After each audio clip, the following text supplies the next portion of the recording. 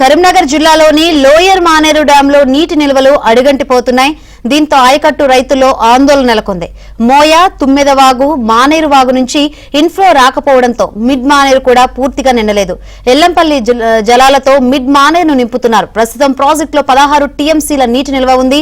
Lower Maneru డ్యాంలో 5 టీఎంసీల నీరు మాత్రమే ఉంది. కరీంనగర్ నుంచి ప్రాజెక్టుల పరిస్థితిపై మరింత సమాచారం మా ప్రతినిధి శ్రీనివాస్ అందిస్తారు. కరీంనగర్లోని లోయర్ మానేరు డ్యాం అడుగంటిపోతోంది. రోజు రోజుకు లోయర్ మానేరు డ్యాంలో నీటి నిల్వలు తగ్గిపోతున్నాయి. ఈ వానాకాలం సీజన్లో లోయర్ మానేరు డ్యాంకు అనుకున్నంతగా ఇన్ఫ్లో రాలేదు. అటు మోయ తుమ్మెద వాగు, ఇటు మానేరు నది, అలాగే మిడ్ మానేరు నుంచి పెద్ద ఎత్తున ఇన్ఫ్లో వస్తుందని అధికారులు అంచనా వేశారు. కానీ కనీస ఇన్ఫ్లో కూడా రాకపోవడంతో లోయర్ మానేరు డ్యాం అంతా కూడా వెలవెలబోతున్న పరిస్థితి అయితే మనకు కనిపిస్తోంది.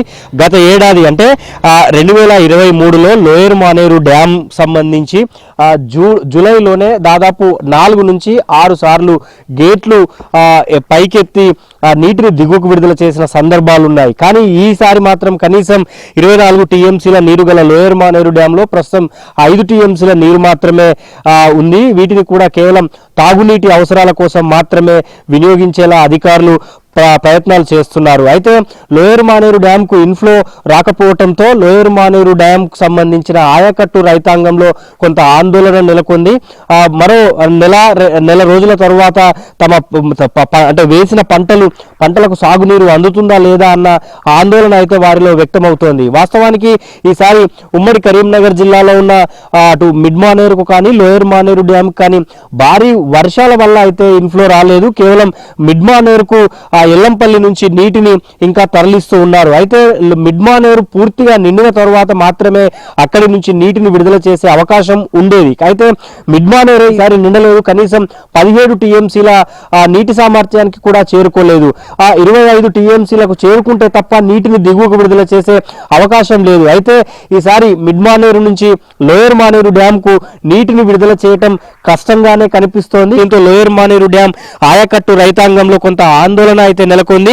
కరీంనగర్ తాగునీటి అవసరాల కోసం మాత్రమే ప్రస్తుతం ఉన్న నీటిని వినియోగించే అవకాశం అయితే కనిపిస్తోంది. లోయర్ మానేరు డ్యాం కు సంబంధించి మొత్తం 24 టీఎంసీల కెపాసిటీ గల ఈ డ్యామ్ లో కేవలం 5 టీఎంసీల నీరు మాత్రమే ఉంది. అది కూడా డెడ్ స్టోరేజ్ లోనే ఉంటుంది అని కూడా అధికారులు చెప్తున్నారు. మిడ్ మానేరుకు రావాల్సిన మూలవాగు నుంచి కానీ ఇతర అప్పర్ మానేరు నుంచి కానీ రావాల్సిన ఇన్ఫ్లో మిడ్ మానేరుకు రాలేదు. ఇటు లోయర్ మానేరుకు కూడా మోయ తుమ్మెద వాగుతో పాటు మానేరు నది నుంచి రావాల్సిన ఇన్ఫ్లో ఈసారి రాలేదు. సో మొత్తంగా ఈ 2 ప్రాజెక్టులు కూడా కొంత రైతాంగంలో కొంత ఇబ్బంది అయితే నెలకొంది. మిడ్ మానేరు ప్రస్తుతం 16 టీఎంసీలో ఉండటంతో కొంత ఆయకట్టుకు సంబంధించిన రైతులు ఆనందం వ్యక్తం చేస్తున్నప్పటికీ ఆ లోయర్ మానేరు డ్యాం రైతాంగం మాత్రం తీవ్ర ఆందోళనలో ఉంది.